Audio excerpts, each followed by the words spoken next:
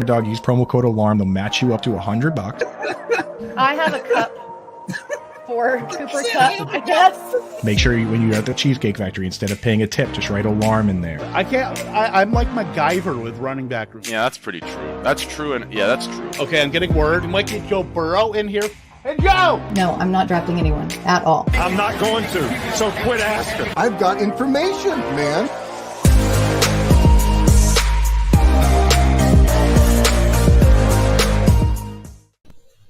I've got information, man. It is lightning round. Kevin Tompkins, Andrew Cooper, Britt Flinn. It's midday. It's weird, but it's mid. How we doing? My vampire soul feels very uncomfortable right now. It's daylight outside. This is nice for me. Usually we end the show at like midnight, dude, so I'm chilling. Let's go. I'm ready. I'm ready to do this. This is a little maiden voyage. You know what? Oh, Henry is ready. He is ready to fire up those questions. He saw that Elijah Moore on the banner. He is ready to ask Brandon Ayuk or Elijah Moore. Let's just get right into it. People need help in the fantasy playoffs, and we are here to provide it. So, thoughts, questions, comments, concerns. Wow, right off the rip. So I like Elijah Moore, especially if Corey Davis is out. If Corey Davis is out, then I'm definitely starting Elijah Moore. But our friend Josh Larkey pointed out that the Lions are also the very stone worst team in the league versus the guys that line up in the slot. And Elijah Moore lined up in the slot 78% of his snaps last week. So even if Corey Davis plays, he's going to be in that slot role.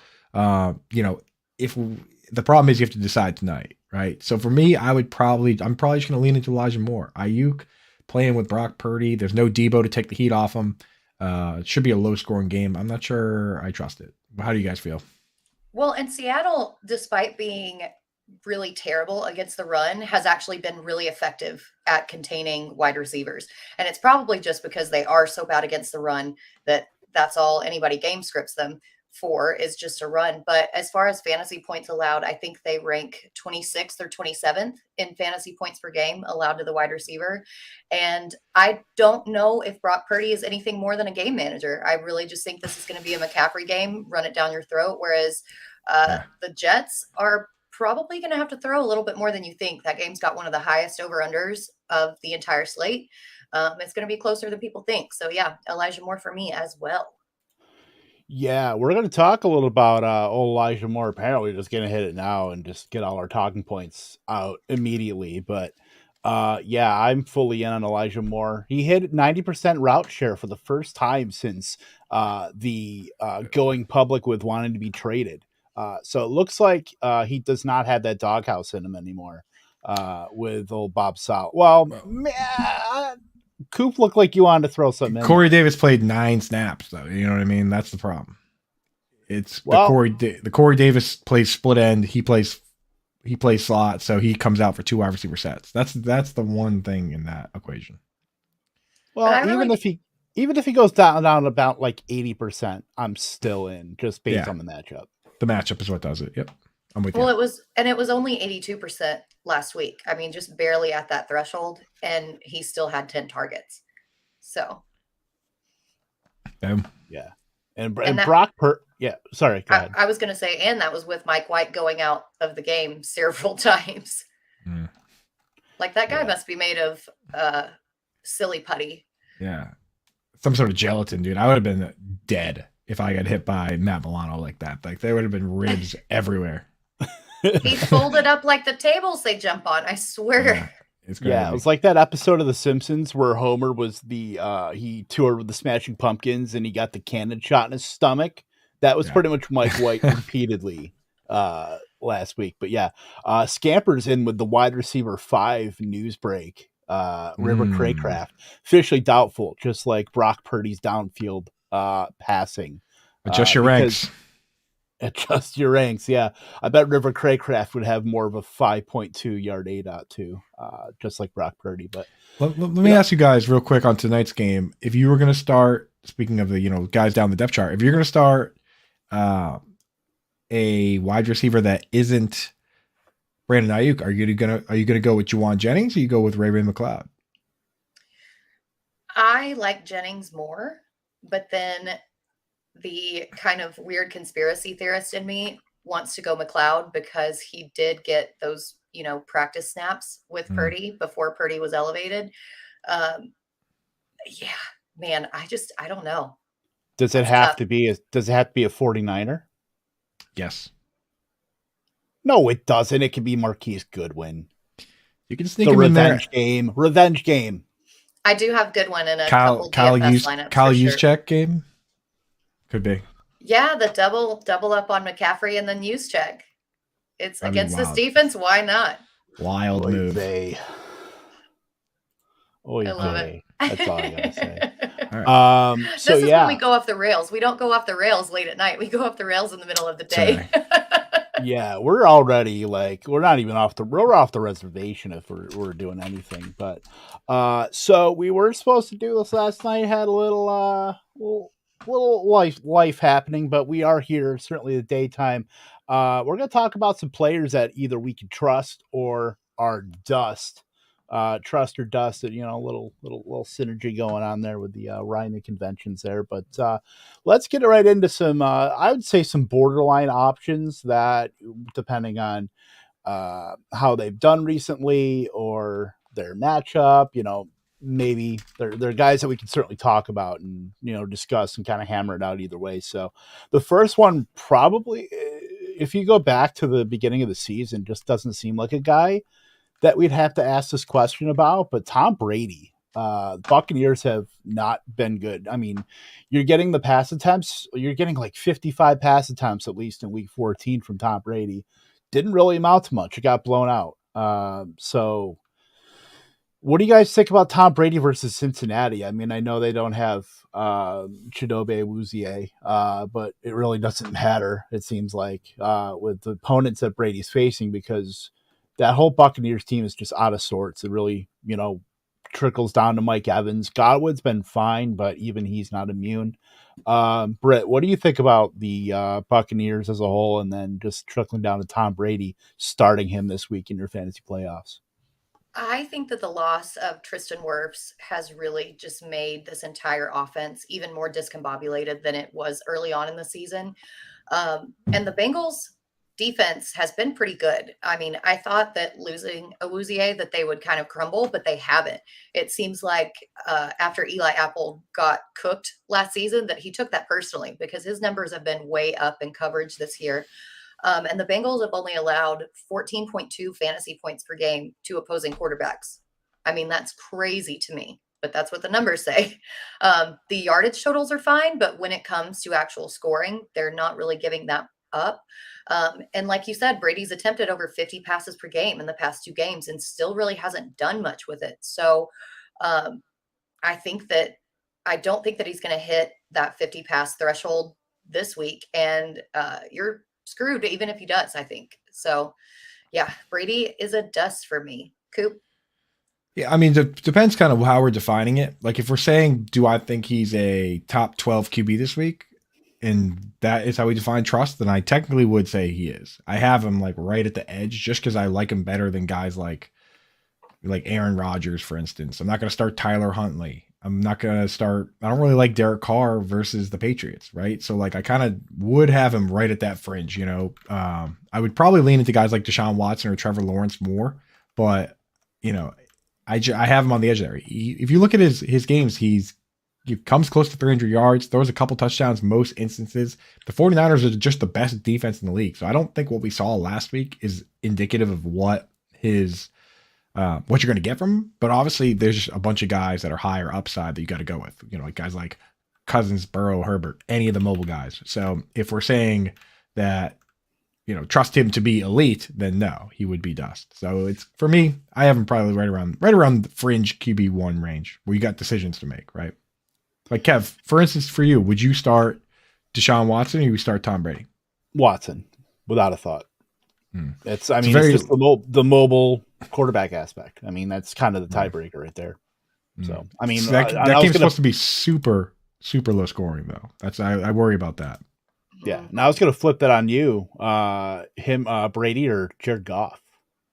Brady against the Jets. Jets are a good defense. I would start Tom Brady. Britt? I still lean Goff, but it's by a razor thin margin. Razor thin. And that's only because I feel like they're going to be game scripted into a ton of throwing situations and going to really incorporate DeAndre Swift in, which we'll talk about in a little bit. But yeah, it's really, really close. Yeah, I agree. Goff I think does really well when it's really good matchups. He's done great. He did great versus the Vikings and Jaguars. He was terrible versus the Bills and Giants, and the Bears and the Packers. So, yeah, give me. I just don't. I don't trust him versus any team that's a reasonable defense. And if anybody knows anything about reasonable, I would say that's a very true statement. Let's go over to the running back, and we were, beautiful segue, Britt, into DeAndre Swift against the Jets. It is a bit of tougher matchup. The Jets have been pretty stout this season. Are we trusting DeAndre Swift knowing that he's, it's really tough because it is a 3-way committee. But Swift is getting probably the 1A part of that, but you always got Jamal Williams lurking in the background, and even Justin Jackson sneaking his way in there to, just take a little bit off. But Jackson taking a little bit off the top is enough to where you kind of have to discount Swift a little bit. But are we trusting him against the Jets this week? Coop? For me, no. He's dust to me right now because they split it so evenly, 20 snaps basically for everybody. Because when I look at it, if we're talking about a RB2, I can easily find 24 wide receivers to rank ahead of a guy that was part of a 3-way committee last week, right? There's plenty of guys that are splitting themselves that I would start ahead. Like I would start Rachaad White ahead. You might even start Leonard Fournette ahead too. Both the Cowboys running backs against the Jaguars, I would start. So when you start getting into this situation where you're starting everybody that plays 60 to 70% of the snaps out of them, and you're starting anybody that's splitting 50-50 out of them, then he ends up just being like a flex throw-in for me. I can't trust that guy at all, right? There's no way. He might not be dust, but there's no way you ask me this question and the answer is trust, because I can't trust that guy, dude. He played 20 snaps. You're like, I feel very mid on him. Right, exactly. He could be mid. If mid was an option, I might pick that, but I definitely am not going to pick trust. I don't trust that guy. Jamal Williams leads. He leads the entire league in carries inside the 5-yard line. Like, that terrifies me. See, I'm actually on the flip side of this because the Jets, we've mentioned this several times, their defense is really salty, but they do have a little bit of a chink in their armor when it comes to pass catching running backs. They are allowing 5 receptions a game. I think that it's the 20th in the league. And Swift has averaged 6 receptions over the past 3 weeks. I really think that pressure is going to get to Goff, and he's not going to have time to throw it downfield. Plus the coverage downfield is so good that I think he's going to have to dump off those little short passes, and they're going to have to scheme targets for Swift. And plus Quinnen Williams might miss this week. So that line, even when he runs and doesn't catch it, that line's going to be a little bit more susceptible to big rushes as well. So I think that this is a good week for Swift. Now, check back with me in week 16 and see if I feel the same. But this week I feel pretty good about him. Yeah, it's about where I'm at. Quinnen Williams is the X factor for me as far as whether I'm like really leaning into Swift. Just based on the strength of their offense lately. It's clearly coming together for the Lions. So it seems like that Jamal Williams has been phased out a little bit, and at some point you just got to trust your horses. If you're going to be a serious contender, I know that the 3-back system, at least for the Lions so far, has worked, but I figure you got to lean into your best player, and Swift is clearly that. So I'm just in with the receiving upside that a lot of backs just don't seemingly have. So if they're going to give him certainly more than 6 touches on the ground last week, then if you can get him at least 10 and then get him like 5 to 7 targets, I'm totally happy with that. And I know I figure he's going to get in the end zone, at least one of them. So I am happy with him at least being a top kind of 18, 16 back. But we still got to temper expectations too, because we know Detroit does spread the ball around, and obviously with multiple people in the backfield. And I did miss this question, Eric. I am very sorry. Sneaking this in before we get to another player. Which 3 wide receivers full PPR do I start? Amon-Ra, Terry, Christian Kirk, Michael Pittman, Gabe Davis, or Hollywood Brown? Those are I mean, all very good. full PPR, you got to start Amon-Ra. So you can Yeah, just he's get him locked in in. there and move on to the other guys. I think Christian Kirk, because I don't think that Diggs is going to cover out of the slot. And then I'm honestly kind of leaning Michael Pittman against the Vikings. I'm definitely starting Michael. I have Michael Pittman as like a top 5-6 wide receiver this week versus the Vikings. That Vikings are just a shootout machine right now. It's the perfect matchup. So I'm in on Pittman, Amon-Ra, and Kirk. I like that. Yeah, I mean, I'm not in on Hollywood Brown, Arizona going forward. Gabe Davis is very hit or miss. Preseason Kevin is crying in the corner right now saying that. And then You and Sellers McLaurin. can hug each other. Terry's Yeah. not bad. Terry's not bad. He gets the Giants and likely Fabian Moreau. That's all right matchup. We know Heineke has a love connection with Terry McLaurin, but still got to go Pittman, Kirk, and Amon-Ra's locked in. So I think we're all in agreement there. I think that's like the first time in history. There it is. It's what happens when we do shows in the daytime. That's right. Right? What do you think about Jeff Driscoll in the tight end spot? I believe this is only Yahoo where Jeff Driscoll is. This is the old Taysom Hill before they the old patch came through and softened that up. But if tight end's weak enough, I mean, God, I don't mind it because I think he's going to be involved at least with Driscoll. We can prognosticate a little more based on a role. It's still kind of iffy, but if you're really hard up on tight end, I don't hate it. Well, and he played 50% of the snaps last week at quarterback. So, I mean, he's probably going to get work. It's better than taking a tight end who's 4th or 5th on the team in targets, which is what's left on waivers now. So, yeah.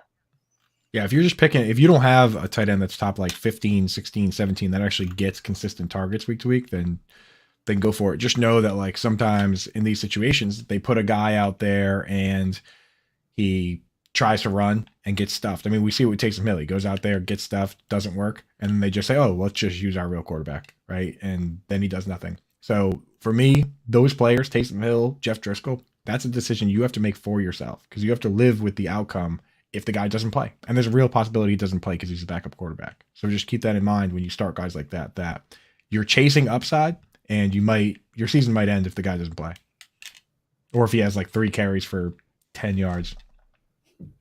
Well, you know what? I don't think Lovie Smith cares. I mean, right now, I don't know if he's playing to keep his job or whatnot. I mean, Houston's just as the kids say, poverty franchise. Yeah, it's rough over there. It's rough, but it's they might come out and it's just you never know with those guys. Like sometimes Taysom Hill gets 5 carries and just does nothing with them, and then that's it. So Jeff Driscoll could be the same thing. Yeah. Well, as we all know, and have really come to grips with, the Jeff Driscoll to Amari Rodgers connection is written in the stars. So we know that's going to be a very fruitful fantasy playoff connection there. The former 3rd round pick who Green Bay gave up on because he can't return a punt. Let's go over to Travis Etienne against Dallas. We know Etienne really hasn't done much. He hasn't been what we thought he was going to be when he's, got the job. I mean, he's certainly getting a lot of the volume, but not so much the last couple of weeks.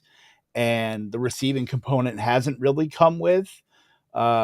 Jacksonville's really prioritized attacking through the air. So Travis Etienne's kind of in a weird spot, and then gets Dallas defense where who knows if that's either going to be game or it's going to be Dallas just running roughshod over Trevor Lawrence and a very middle of the road offensive line. So Britt, Travis Etienne versus Dallas. Are you trusting or does he dust? Well, I will say that I feel like this game could very much be a trap game for Dallas, especially after the near miss that they had with Houston last week. I think that this game is going to be really high scoring, but I don't really think that Etienne is going to benefit much.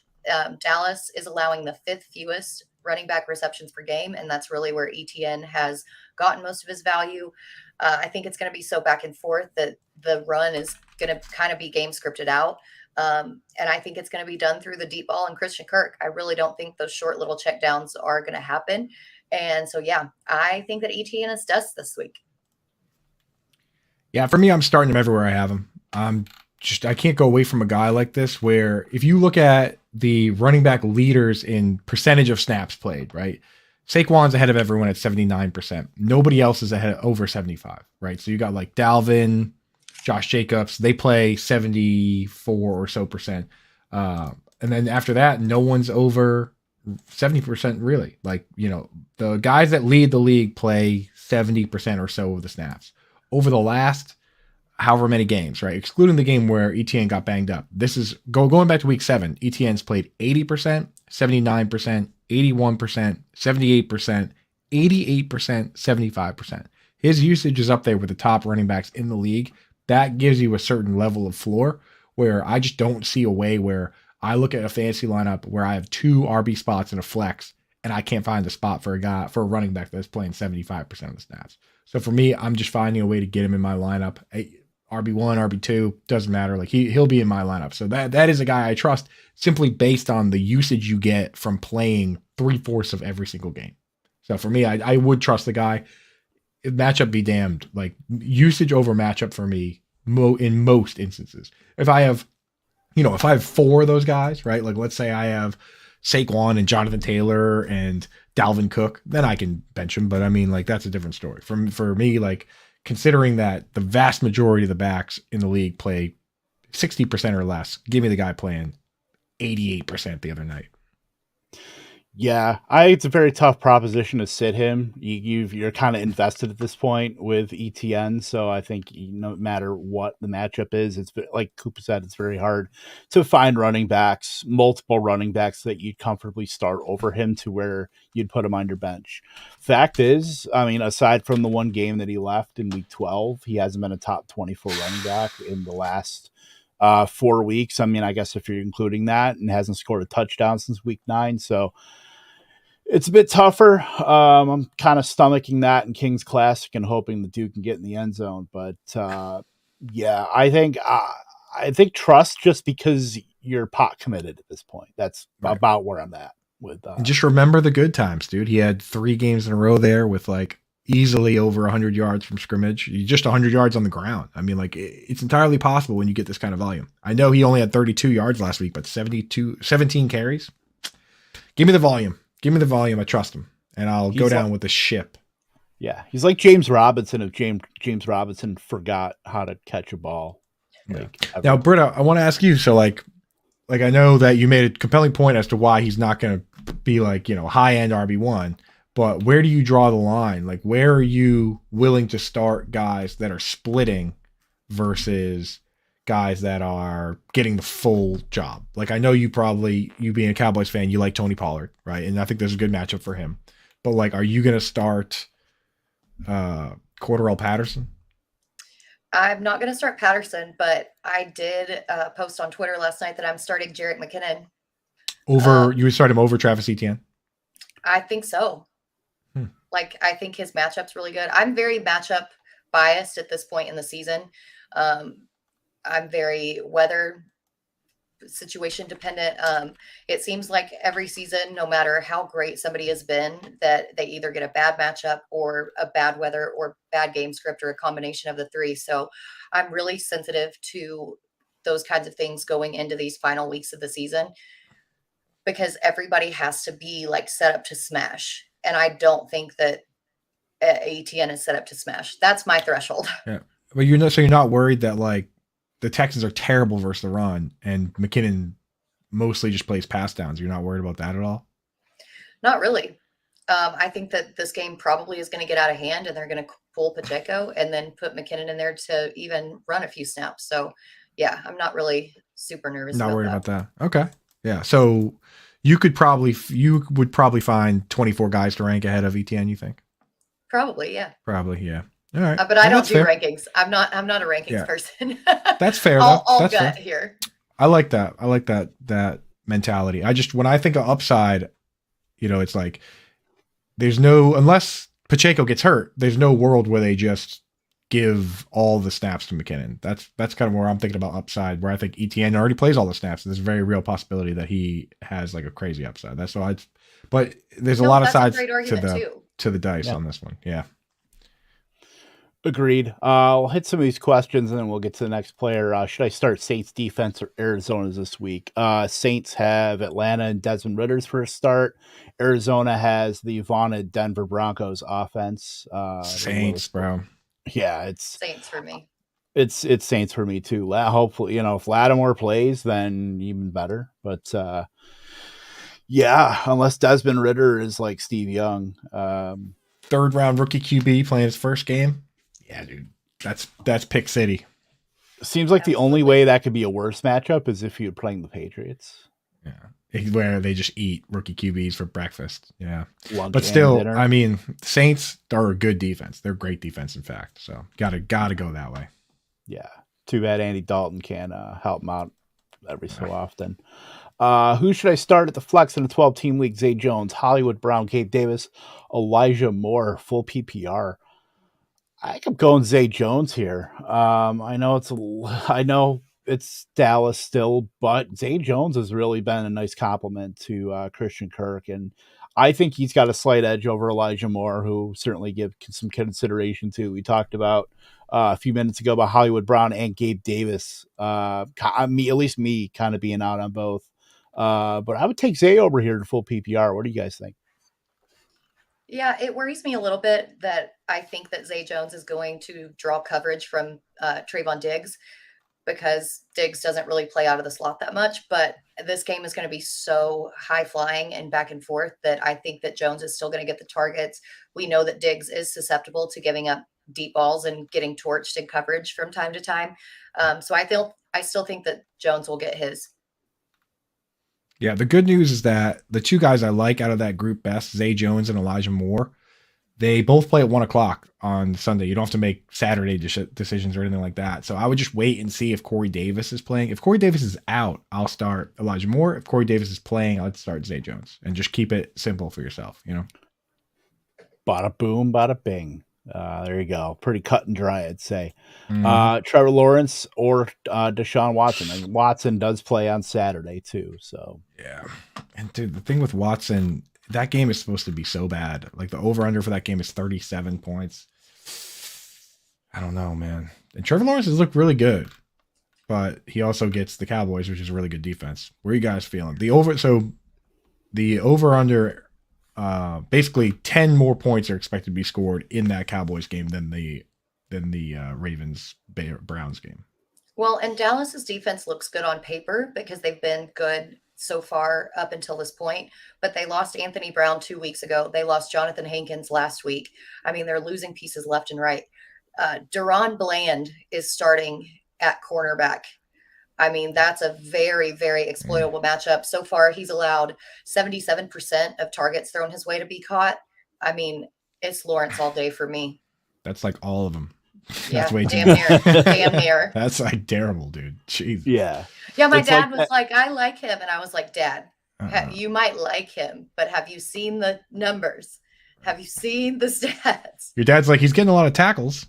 Yeah, right, exactly. And a lot of Right. cardio chasing from behind. Yeah. No, it reminds me of, I don't know if Britt, there's a Packers Cowboys Sunday night football game. I want to say it was like 2011 or 12. And I remember Mike Jenkins got absolutely cooked by Green Bay. It might have been like Jordy Nelson. And they showed like him like thrown at 8. Completions 8, like 150 yards and touchdown. He's looking back at the camera like smiling. Like that's gonna be Deron Bland. I'll throw that in the group chat later. Yeah. But Ouchies. yeah, I am fully Trevor Lawrence. Even though that is a low over under in that Browns and Ravens, but I think Cleveland's got a good chance to put up most of that, honestly. At the flex, is this one we already got? We hit that I think one. We did get that one. Buffalo Scampers. Buffalo's backs over ETN. I don't know if I'd go that far. I think I'd still be ETN over both Singletary and James Cook. Devin Singletary feels like a snow game guy, though. If we're talking about He is gut like, instincts, yeah. Yeah, Singletary's like the perfect guy for like if you know Buffalo is going to be in a game, like back and forth, it never gets out of hand. Singletary is like the guy to play because he's always going to be involved. They leaned on him pretty hard down the stretch last year too, including the playoffs. And So- the playoffs, yeah. Yep. But I'm still starting ETN because, I mean, snaps, scampies, snappies. When Love you're it. a jet, you're a jet all your life. Wow. All right, last question, then we'll get back in there. Yeah, Hyde need help. Mike, AJ Brown or Mike Williams, and Barkley or James Conner. Ooh, these are Hmm. tough. Putting AJ Brown on your bench, you outside of your mind, son? Yeah, that's But Can't Mike do Williams is in such a smash spot this week, though. it. I don't even care this who is it when is. this is when Mike Williams disappoints everybody, though. That's like that is the story of Mike Williams. AJ Brown's- he's like so in a smash spot, and he goes like 1 for 12 on 6 targets. Mhm. Bears got Dallas Goedert back to help kind of open things up. Eddie Jackson out for the Bears. I think AJ Brown's gonna be just fine. having Arthur trouble. Von Brown all day. Yeah. Good team, bro. If you have to make those decisions, I will say that. Like, it's just keeping those players on your team rather than on other people's team is helping you out. Now, I might start James Conner over Saquon Barkley. How do you guys feel about that? I'm good with it. I'm a little worried about the neck issue with Barkley, and Connor's been playing like legit 90% of snaps. And Washington's So- pretty good. Pretty good. Yeah, but the last time the Giants played Washington, Barkley put up like 19 fantasy points, and that was Yeah. with a little bit of a neck injury. You just like if you just go with what your heart and your gut says, then you're starting AJ Brown and Saquon Barkley, and you can't be disappointed with that. That's my True. lean. But but Mike Williams is so damn tasty. Make a DFS lineup. Yeah. Play the Charger stacks are in play now. Make You're a DFS playing the lineup double. with Mike Williams and Connor, and start your studs in your real league. It's gonna eat you up all year if you bench AJ Brown or Barkley all offseason. You're gonna be like, why did I Yeah, bench yeah. Saquon Barkley? Right? Like if you bench, it's gonna hurt more if you bench Barkley than if you bench Connor. And sometimes you got to do that. True story. And then I'll hit this real quick. Fryermuth or Komet? Fryermuth, 100%. So I have Fryermuth ranked ahead, but I am worried about the foot. So keep an eye out on what's going on with that. He has only played 55. He played 55% and then 56% of the snaps the last 2 weeks. So he's clearly not okay. If he gets a full practice in tomorrow, I didn't see if he practiced in full today, but you got to keep an eye on that, man. He's clearly not okay. So full practice on Friday. I'm good with Fryermuth. If he's like limited or anything, I feel a little iffy about it. I don't really love it. So Yeah. it's not crazy. The post River Craycraft breaking Did not news. participate today. Yeah, I need a full practice tomorrow, or I'll actually start Komet over Fryermuth. Cole Komet has played. Not only has he been playing 90% of the snaps, but the last 2 games he played literally 100%. Didn't come off the field. He's like Logan Thomas right now, old Logan Thomas, 2020 Logan Thomas that doesn't come out and he just runs routes and catches little tiny passes because they have no one else. Which is, I mean, I'll take it. I'll take that for sure. Toronto Dave also did not practice today. Taking a day off too, but you're gonna go. Hey, you're just resting up for the weekend, Dave. That's what's up. You're gonna go gremlin mode starting tomorrow. So I believe in you, dude. All right. I promise. This question, then we're going to get Geno tonight or Watson Saturday. I think you have to go Watson. I think the Seahawks are going to get absolutely demolished by San Yeah. Francisco. Yeah, I think Geno's in for a world of hurt tonight. Defense, man. The 49ers defense too good, brother. Yeah, plus you don't want to kind of middle it going Geno and 49ers defense. I think it just kind of hampers both. Mhm. So, Plus, nothing ruins your weekend like starting a quarterback on Thursday and it being a low scoring game where you ruin your fantasy matchup already. Save that Band-Aid, rip that Band-Aid off this weekend with Deshaun Watson on Saturday. yeah, or being in Baby Bowl and playing Derek Carr and not great, Bob.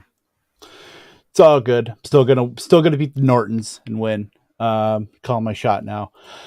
All right, let's get back. And we talked a little bit about this running back, Jerick McKinnon at Houston. Certainly paved the way in the receiving game. Over 100 yards, 2 touchdowns. McKinnon has pretty much outsnapped every Kansas City running back all season, has been the de facto, the zero RB dream, if you will. I would know because I have him literally everywhere. But what do you guys think? Coop, because I know we got Britt's thoughts on McKinnon. So even though I have ETN ahead, because ETN is awesome and he plays more snaps and he's better. Sorry, Britt. I still like McKinnon. So I still have McKinnon. Like, I have Pacheco pretty high this week, and I have McKinnon somewhere after him. This is a team that other teams run all over, so he should get a few carries. I just worry that we've been banking on him getting, like last week, he had 100 yards receiving, but they might not need to throw this week against the Texans. They might just run, and Pacheco might be the guy, which I think Pacheco will be the guy.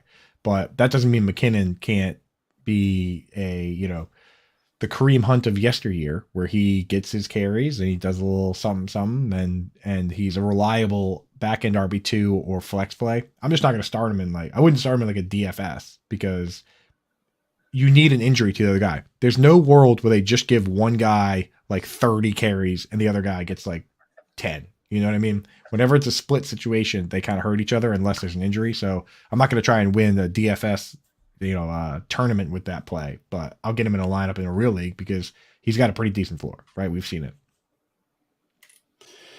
Yeah, I mean, honestly, I will go fully on record with this. I almost put Jerick McKinnon in my lineup last week. I did not, because last week would have been great. Yeah, last week would have been too. I know. It's In my mind, I almost put I talked about this on the morning show this morning, but in my mind, I almost put every player in, and then like later, I'm like, oh, I almost put him in. But then I realized I just scrolled through a big list of every player in the league. I probably thought about every player on the list at least for a second. DFS is like the biggest FOMO machine there's ever been. It's just they should change it from DFS to just FOMO, because you really do. You look at every single player and you think about them, and then later your stupid reptile brain just says, oh, I definitely almost started that guy. Like, no, you probably did. True, and yeah, that's pretty true. That's true, and yeah, that's true. That's true. I'm gonna start taking screenshots of all the lineups I actually click the button on, and then that counts. Is that like that's the fake lineups, and just screenshot them and post them? Like, I almost had this lineup, almost had that one too. I theoretically could have scored 200 points this week. Yeah, I always used to screenshot it and send it to sellers, and that way when I tinkered with it, I could be like, see, I had it. Yeah. Nowadays, I just put them all in. I sold enough of those stupid cards on DraftKings. I'm just like, I'll just start a bunch of bad lineups. I'm just bleeding this account. Well, what I do now is I used to, because I'm so like prone to tinkering, the first lineup that enters my brain, I put in. So I don't tinker. I put that lineup in, and then I always have my Sunday morning lineup that I put in too. And then I have those are usually GPPs, and then I'll put a cash lineup in. But yeah, the first one I always put in, just because I know I always think about it like, damn it, I wish I had just kept that one in. That's what she said. Way she goes, dude. Every time. Wow. No, God! This is what happens in the midday. So let's talk about everybody's favorite wide receiver / sun god, Monroe St. Brown, who, of course, we were all in on from the beginning and didn't waver and didn't say that Jameson Williams was going to take his spot or anything. Never said a bad thing about him. Yeah, never. Not on these airwaves, no. Monroe St. Brown against the Jets. I will ask Britt Flinn, the number one fan of Monroe St. Brown, your thoughts, trust or dust? I'm going to say that he's dust this week, and I don't even care. I know that he runs a lot of his snaps out of the slot. So he's probably not going to get covered by DJ Reed or Pat Surtain. But last week, he ran almost a third of his snaps out wide. So if that same kind of snap distribution happens again this week, he's going to run into some kind of really tight coverage. And even Michael Carter, the Jets slot guy, is really good. Then you've got Chark, you've got Williams out there. I mean, I don't think that target share is going to be the way that we expect it to be. And especially if Swift gets a lot of these targets as well, I think that his share is going to be really down. And I think he's set up to disappoint a lot of fantasy managers this week. So for me, he is dust. I'm sorry, Scampers. Wow, dude. I mean, like, I vibe with what you just said in terms of like what you're expecting from him and what he's going to deliver. I think that a lot of people are like, this guy is like a locked in high end wide receiver 1 in full PPR. And I think you're right that you might not get that, but I still, just based on the volume alone, what he does, I gotta say that I trust him. Like, it goes back to the Travis Etienne situation where I just find it hard to find enough players to start over the guy even in 2 wide receiver leagues. We're talking 12-man 2 wide receiver league, or even 10-man 2 wide receiver league. I can't. And as much as a hater as I am, I have a hard time finding a way to push him outside of my top 20. So while I agree with you, Britt, that like I'm again not a DFS play I'm making this week because I don't like it. Right? Like I like the shootouts for good. I don't like Jared Goff this week either. Like, I like him when they're shootouts. I don't like him in these matchups, but I still trust the guy in my real leagues when I'm going to win a championship. I would feel silly having him not in my lineup when he gets 10 targets for 60 yards. When he gets 30 targets for 80 yards or whatever he usually gets out of the slot there. But I trust him, man. I trust him. You are outside your mind if you think that I am taking Amon-Ra St. Brown out of my lineup. I cannot. There, besides the one game that he left early and got hurt, he has not. He in all but one game against Patriots, he has 9 or more targets. Like, Amon-Ra St. Brown. Think about. You said you have a hard time taking him out of your top 20. I have a hard time taking him out of my top 10, let alone 20. Like, I know it's bad, not great matchup. But trust the process. I'll be that guy. It's true. As a guy who's never wavered on Amon-Ra St. Brown ever, I've never slandered the guy, never said a bad thing about him. Day of my life. That's right. Handed whatever deity you worship. Totally. No, I get that. I think that and we've talked about this before, where there's league winners and then possibly league losers. I think I'm used to it. It's fine. I'm going to let you finish in a minute, but that kind of vibe. But no, I think that he could be a league loser. We've gotten this far with him, and I think that he could just poop the bed and then, really just not show up for you this week. And I get not taking your studs out, but I really don't like this matchup. Very fair. Absolutely fair. And moving on here, we talked about him a little bit. We got a couple questions about him. No one remembers Kevin. Marquise Brown. Pepperidge Farm remembers. Pepperidge Farm does remember. Marquise Brown at Denver.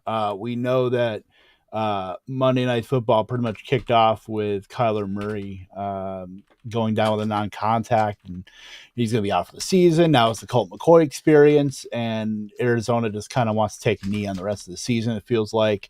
But there is still football to be played. We know DeAndre Hopkins is back. He has been back clearly, but he's certainly a stud, so Brown's kind of the second fiddle there. But can we trust him with Colt McCoy against Denver, a tough defense, Coop?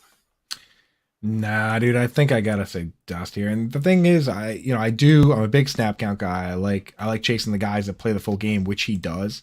But with Colt McCoy, it's pretty yucky, And last week was the time for Marquise Brown to do something. We played 72 with 75 snaps. They put Jack Jones and DeAndre Hopkins, and they clearly put a focus on DeAndre Hopkins, took him away for a good portion of that game. And they still didn't really find a way to get the ball to Marquise Brown. I don't think he's necessarily fully healthy. He doesn't look right. He doesn't look like he did back when he was getting like 17 targets against the Rams. So with Colt McCoy, that's a real difference maker for me. I don't trust this guy. If I have other options that have better matchups, I mean, the thing with the Broncos, the team sucks, but the defense has been good. Right? They're letting up like less than 20 points a game. It's the offense is letting them down. So I don't necessarily want to get him in any of my lineups really. So he would fall in that dust category for me. I don't know. Do you guys like him or where you at? No, he's on my dust list for sure. And I'm just going to kind of build off what you just said about the Broncos defense. I think that he's probably going to get a shadow matchup with Quan Williams. Dude, this guy is good. fourth in passer rating allowed, 68.1, only 0.13 fantasy points allowed per cover snap, which is second. He's sixth in yards per reception allowed, sixth in yards per target allowed. I mean, this corner is good. I know that Pat Surtain gets all the credit for this Broncos secondary, but Quan Williams is good. And especially with Colt McCoy, with everything else going on with Arizona's offense, cannot trust him whatsoever. Yeah, I could probably find seemingly 30 guys I would rather have than Marquise Brown this week. Just we know Hopkins is going to be that guy, and he seemed to target Trey McBride a little bit too, and James Conner. We know Colt McCoy does love to target those shorter options, and then he's going to target Hopkins. Marquise Brown seems like he's kind of going to get stuck in that Deontay Johnson lack of efficiency purgatory with Colt McCoy. So I'm kind of out on him. If he's anything, he's a flex, and even then it's kind of shaky for me. Again, it helps. Denver has a great defense but can't score, so it's really kind of lost in the shuffle there. But yeah, I don't think I can trust Hollywood Brown. And then Scampers, of course, the did not practice newsbreaker here. DNP with an illness today, so there's a lot of illness going around. Last couple weeks. That could be a real big factor, because it just seems even today and yesterday that a ton of people have popped up with illnesses. Don't like that. Not great, Bob. Let's we got a couple more guys we'll sneak in here. We do have pretty much a hard out in about 10 minutes. So Elijah Moore at Detroit. We talked about it a little bit, but we can elaborate on him. Trust or dust at Detroit. I trust him. No, me. Fine. I've already laid into this, but I trust him, man. And I brought it up earlier for anybody that just joined us late here. Josh Larkey put out some stats that kind of made me feel better, even if Corey Davis plays. If Corey Davis is out, then it's wheels up, because the problem for Elijah Moore was they run some fullback, they run 2 tight end sets with Uzoma and Conklin. So one of the wide receivers needs to come out of the game. Corey Davis is playing split end. Garrett Wilson was playing every snap at flanker. So those guys weren't coming out. It was Elijah Moore. That was limiting his snaps, right? So when Corey Davis got hurt, Elijah Moore played like 67 snaps last week. So that already is a plus. If Corey Davis is out, I definitely trust this guy. But then here comes Larkey with some stats from his 33rd team archives over there, where he basically said that this is the Detroit Lions are the stone worst team versus the slot wide receiver. And last week, Elijah Moore played 78% of his snaps from the slot. If Corey Davis is healthy, he's still going to play a ton of snaps from the slot. If he's out, he's going to play a ton of snaps from the slot. So I'm in on Elijah Moore this week. Lock it in. Trust him regardless. Boom. Yep, I think so as well. It's a smash spot. I mean, the Lions, their defense has improved, but not that much. And he's going to get a monster target share. Love him. Love him everywhere. Yep, that's about where I'm at too. I think he's going to be super chalk in DFS, especially if Corey Davis is going to be out. So at least if you have him, if you kind of stashed him, I think now's the best time to be able to play him. I would play him over Marquise Brown, honestly. Absolutely. Yeah, for sure. They play the same role, but one of them is playing with Colt McCoy. And the other's playing with Mike White. I mean, that's super megastar Mike White, first of all. How dare you? With indestructible ribs. Indestructible, dude. Gumby. Mr. Gumby himself. Throw a damn flak jacket on. He's good to go. Couple more here. Let's go to the tight end, because we've been talking wide receivers. Let's go to the tight end, who is still, I believe, tight end 2, but a little shine has come off the guy. Mark Andrews. Just kind of the victim of bad offensive, bad quarterbacking. Like, you name it. It's still likely to be Tyler Huntley this week because he is practicing in a limited capacity.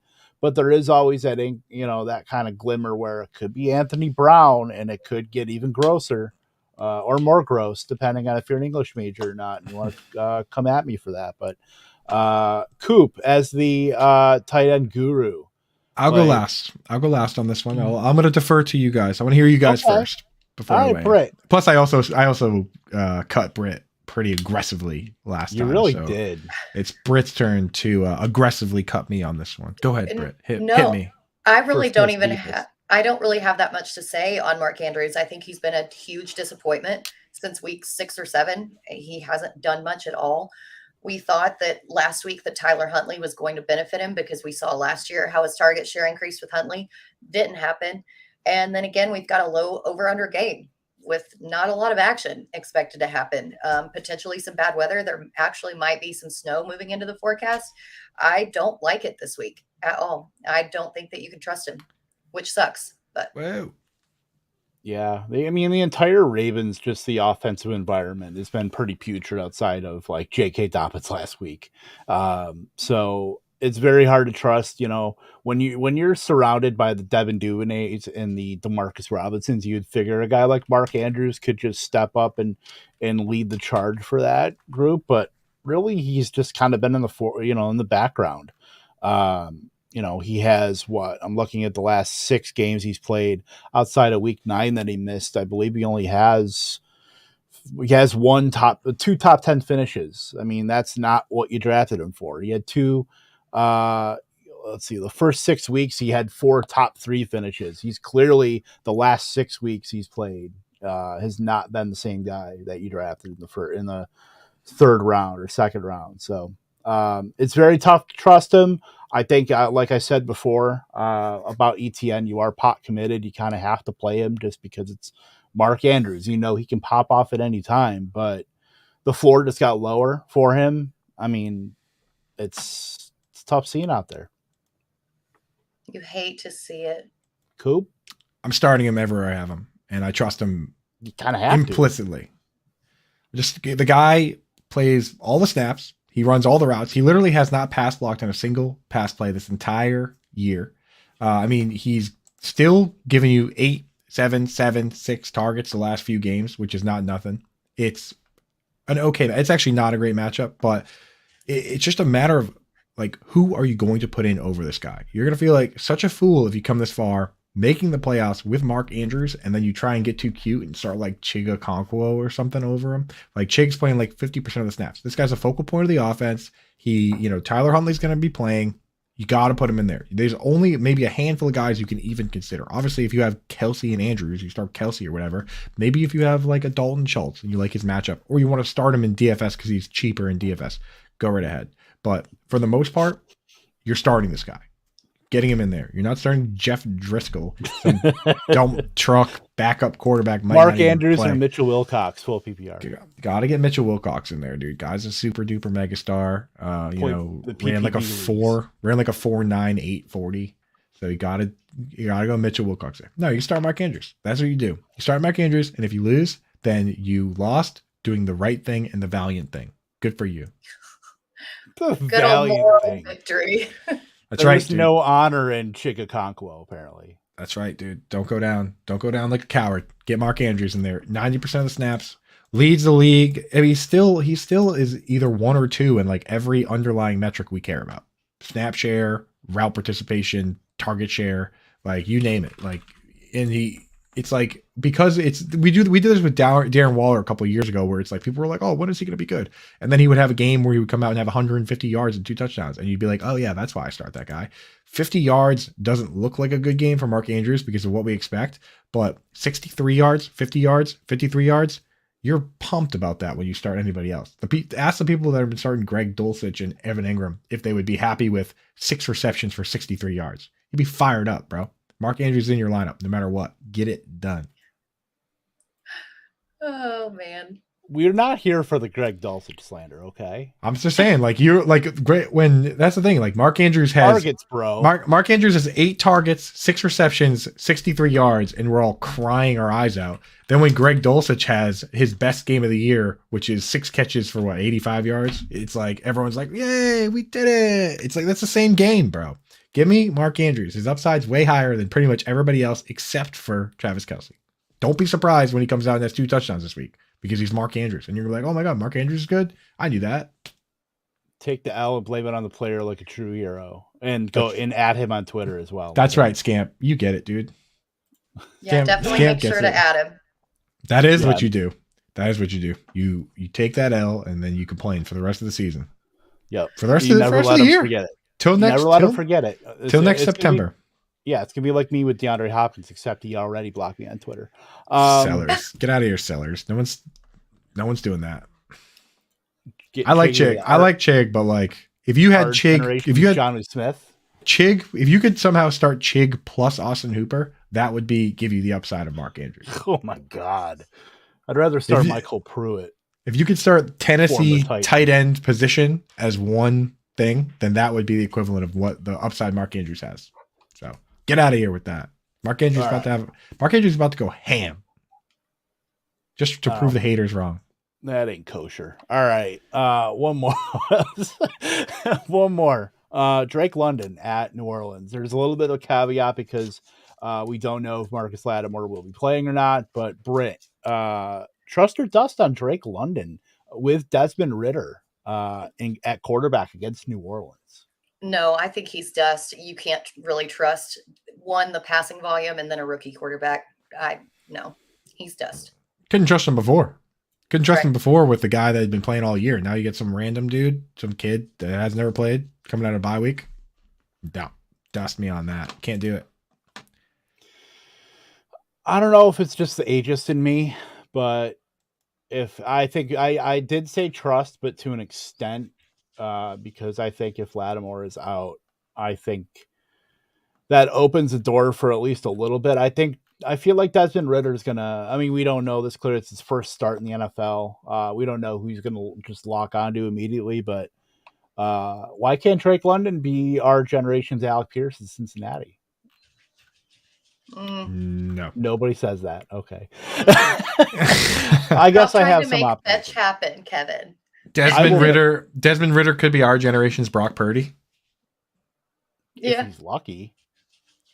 Maybe. Yeah, I don't know, man. I don't know. Definitely. I mean, the word trust, I feel like it can't be used anywhere around that team at any position at any time right now. No.